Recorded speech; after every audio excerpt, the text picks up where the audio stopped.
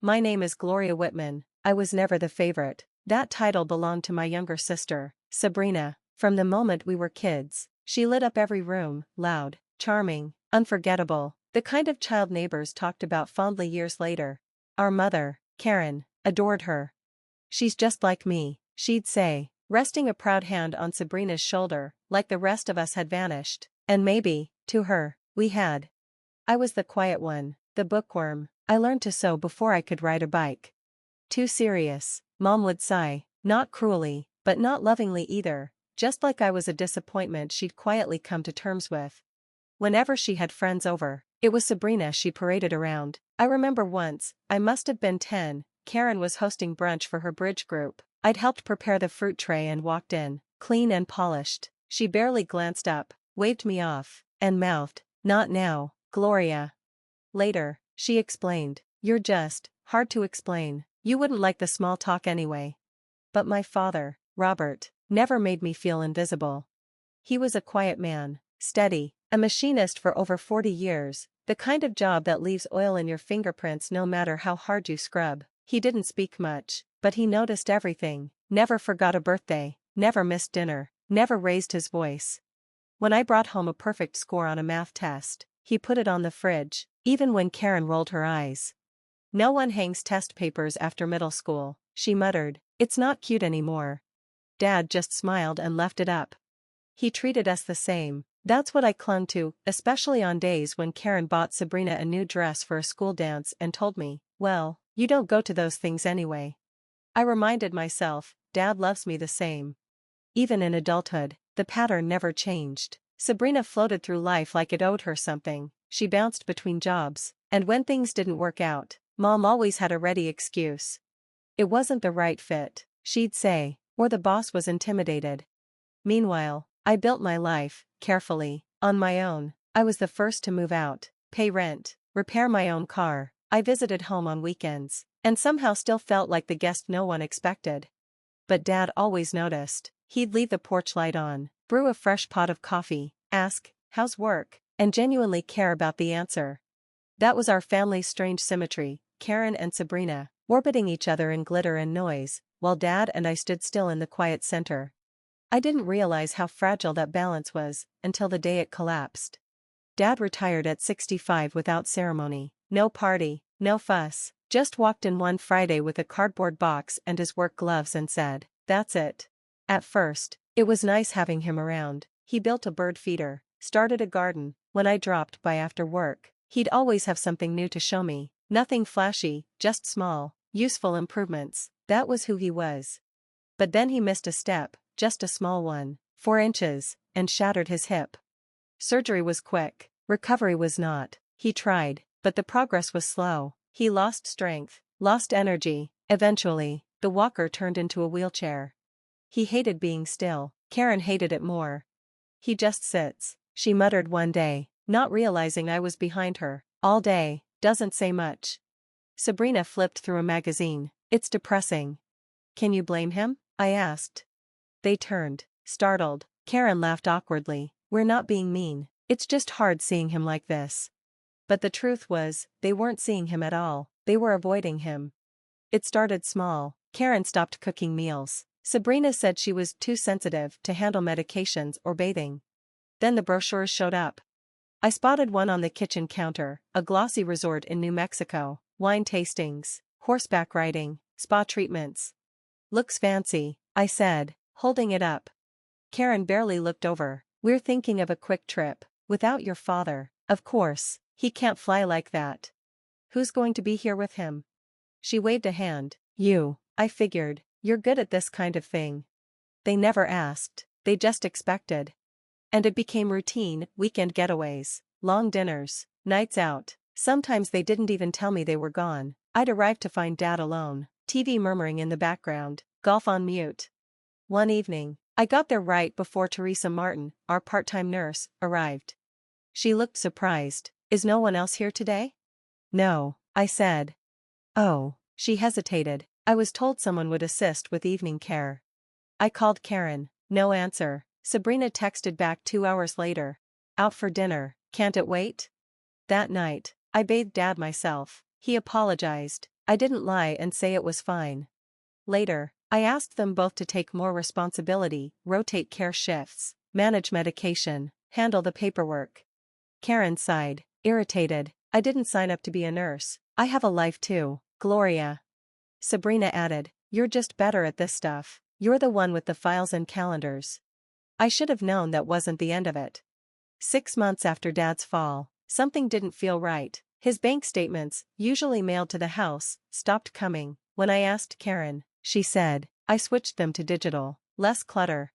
That didn't sit well, so I tried logging in using the credentials I'd set up for Dad years ago. Access denied. I called the bank. The manager on the line paused, then said carefully, the account permissions were recently updated. I wasn't on the account anymore. That same week, I overheard Karen on the phone, casually booking a week-long retreat. Just charge the deposit to the main account, she said. I stepped into the room. Main account? She gave me a pleasant smile. Your father's. We have power of attorney now, it's just simpler this way. I went still. Since when? 2 months ago. We needed it for medical decisions, legal things. You didn't tell me. Karen shrugged. It was handled. No need to make it dramatic. Sabrina chimed in from the sofa. You don't have to worry, Gloria, we've got it under control. But they didn't. They hadn't taken responsibility, they'd taken control, quietly, legally, entirely. And I hadn't seen it coming. By the 8th year, Dad had been reduced to one room. He no longer left the house. He spent his days in the den where the afternoon light still came in soft, and the worn armchair by the window had become his whole world. The garden had gone wild. The bird feeder hung empty. He spoke less now, but when he did, he still asked how my day was going. I'd cut my hours at work to part-time. Teresa, our part-time nurse, could only manage 3 afternoons a week. I covered the rest. Karen and Sabrina had quietly faded into the background. Sabrina was between jobs again, too busy to help. Karen said her arthritis made caregiving impossible. I stopped asking. Then came the Thursday I'll never forget. After what was supposed to be a routine scan, the doctor asked to speak with me. He didn't bother closing the door. Your father has late-stage pancreatic cancer, he said gently. Months, not a year. When I returned to the waiting room, I didn't need to say anything. Dad saw it in my face. He reached for my hand. That night, I emailed my job and submitted my resignation. Quietly, no announcement, no explanation. Karen didn't ask why. Sabrina blinked at me and said, wow, that's a choice. But for me, it wasn't a choice, it was a vow. From that point on, everything sharpened. There wasn't time to waste. I cooked meals Dad could swallow. I managed his meds, tracked his appointments, read to him when his eyes were too tired to open. I tried to hold on to every moment, every quiet second we had left. Then one evening, while organizing a drawer in the den, I found a manila envelope with my name written across the front. Inside was a letter. His handwriting, still neat, though shakier now. Gloria. If you're reading this, it means I probably don't have the strength left to say these things out loud. I want you to have what I've managed to gather. It's not everything, but it's something that matters. Take care of yourself first. You've already done more for me than I could have ever asked. Love always. Dad. Tucked behind the letter was a copy of a rental agreement for a 2-bedroom apartment just outside town. I recognized the name of the complex. We'd driven past it once, on the way to a clinic. Nice place, he'd said, close to a park. He'd already placed the deposit. I understood instantly. Michael Reyes, the hospice coordinator who sometimes filled in for Teresa, had quietly become something more. We'd shared coffee on the porch, long talks in the evenings, unspoken understanding. We weren't anything official, but we weren't strangers, either. When Dad found out, he didn't say much, just smiled. You deserve someone who stays, he told me. And while I'd been focused on caregiving, he'd been quietly planning something, for me, for my future. The envelope held more than just the lease. There were receipts, handwritten notes, and one other thing, a wedding date penciled softly into the fall calendar, deposits already made, arrangements in motion. He hadn't told Karen. He hadn't told Sabrina. Just me. The day before he lost the ability to speak, he whispered, "Start your life, don't wait for permission." I nodded and held his hand. He passed quietly on a Sunday morning. I had just finished changing the sheets. When I looked at him, I noticed his breathing had slowed. I sat beside him and held his hand. He didn't open his eyes again. No dramatic goodbye, no final words, just one last gentle breath, and stillness. I called the hospice line. I called Teresa. Then I sat on the edge of the bed, unmoving, not crying, just holding space. Karen and Sabrina didn't answer my calls right away. Karen finally picked up on the third ring. "We're out shopping," she said. "You'll have to handle things." So I did. I made the calls, arranged the transport, filed the paperwork, booked the church, chose the flowers. Sabrina texted later, "Let me know what time the service is. I'll see if I can make it." The morning of the funeral, I arrived early, set up chairs, greeted guests, made sure everything was in place. Karen showed up late, wearing a sleek black suit. Sabrina walked in after, sunglasses still on. Neither offered to help. But when it came time for the eulogy, Karen took the podium like it belonged to her. She spoke about Robert's quiet strength, his selflessness, his love for his family. I stared at the floor, letting the words roll over me, hollow, practiced, rehearsed. After the service, I returned to the house. Our house. The one that still smelled faintly like Dad, soap and coffee and warmth. All I wanted was a moment alone. But Karen and Sabrina were already there, glasses of wine in hand, as if nothing had happened. "We need to talk," Karen said. I stood in the doorway, still in my funeral dress. "Can it wait?" "It can't." Sabrina held up a document. "This is a waiver," she said. "It confirms you won't contest the estate, just a formality." I didn't move. Karen leaned forward, her tone cool and decisive. "We have power of attorney, Gloria. We've already spoken with the attorney. The house, the accounts, it's all being processed." I looked at the paper, then at them. "Dad just died," I said. Karen folded her hands primly. "And we're not trying to be cold, but these things move fast. Best to get ahead of it," Sabrina added. "Besides, you don't even live here anymore. You're getting married, right? You've got your own place now." I hadn't told them that. I didn't respond. Karen sighed, exasperated. "Performative. Gloria, please don't make this difficult. We've been through enough." I wanted to argue. I wanted to scream. But instead, I picked up the pen from the coffee table and signed. No one said thank you. Karen stood. "You'll need to be out within 10 days. We've already spoken to a realtor." I nodded. Sabrina poured another glass of wine. That night, I packed in silence. Only what mattered: clothes, Dad's photo, his notebooks, the envelope he left me. No one came to the door when I left. 3 days later, my phone rang. The caller ID said home. But it wasn't mine anymore. I almost let it go to voicemail, but I answered. Karen's voice was sharp, panicked. "Where is it?" I didn't reply.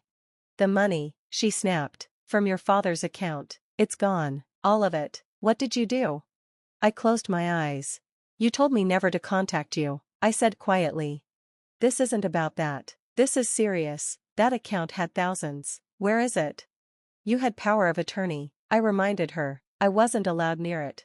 "You left the passbook in the desk," she said, "but the money is missing." "I never touched it." Silence. Then, faintly, Sabrina's voice in the background, "Ask her again, ask her where she hid it." Karen returned, her voice clipped. "Gloria, this is an emergency. We made plans. I put deposits down. Sabrina left her job. We counted on that money." "You never checked the balance before Dad passed?"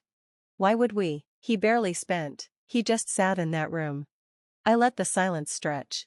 "Then you didn't know," I said. "There wasn't much left." "That's impossible."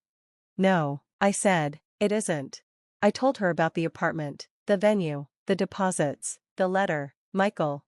Sabrina grabbed the phone. "You're lying."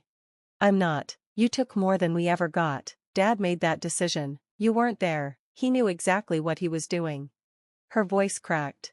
"So that's it? That's the inheritance? A wedding and some rent money?" "I guess it was." "Did he think that made us even?" I didn't answer. Karen came back on the line. Her voice was lower now, frayed. "We have nothing left, Gloria. I already paid for the cruise. The house needs repairs. There's no money coming in. We just need help, for now, just until things settle." "You told me," I said, "that I wasn't part of the family, that I should leave and never come back." "That was before." No, that was you, exactly as you are. She had nothing to say to that. I ended the call, blocked the number. They didn't contact me again, not directly. But word has a way of traveling. The cruise? Non-refundable, Karen had paid in full, assuming the estate would cover it. Sabrina had already posted photos of packed bags and sunny emojis. The cancellation was embarrassing, and final. They tried to keep the house, but it bled money, the plumbing, the roof, the unpaid taxes. No one wanted to touch it. The deed had both their names, and neither had savings. They sold it, quickly, quietly, well below market. After fees and moving costs, not much was left. They moved into a condo on the other side of town, smaller, no yard, no porch light. Sabrina went back to temp jobs. She tried borrowing from friends, but most had grown tired. She'd told too many people she'd be set for life. The relationship she'd been clinging to slipped away. The calls stopped. Karen tried to return to her old part-time job at the consignment shop. They'd already filled her position, and at her age, there weren't many left to fill. I never responded. I didn't need to. Their story was unfolding, without me. And that was enough. We got married in early fall. It was quiet, just a few close friends, no show. The venue was the one Dad had circled in the brochure, tucked behind a grove of oaks, where the porch caught the amber light in the late afternoon. Michael stood beside me, steady, warm. I wore a simple dress, no veil. No empty chairs, but I felt him there. We framed Dad's letter and hung it by the door in our apartment. The paper's edges have softened, the ink fading just slightly. But the words remain. Take care of yourself first. You've done more than enough for me. Sometimes, before I head out or when I come home late, I pause in front of it, just for a second. He didn't leave me a fortune. He left me peace. And maybe that was the point. Some people inherit houses. Others inherit silence. For a long time, I believed the quiet ones, the ones who stayed late, who cleaned up, who paid the bills when no one noticed, had no story worth telling. But maybe that's never been true. Maybe you were the one who packed your father's things alone. Maybe you paid for the groceries no one thanked you for. Maybe you kept the lights on when no one showed up. And maybe no one ever said, thank you, you mattered. Still, you stayed. If you've been erased from your own family's story, this one was for you. You don't have to explain why you left. You don't owe anyone your return. But if there's one word you wish someone had said, one thing still sitting in your chest, you can leave it here. I will understand.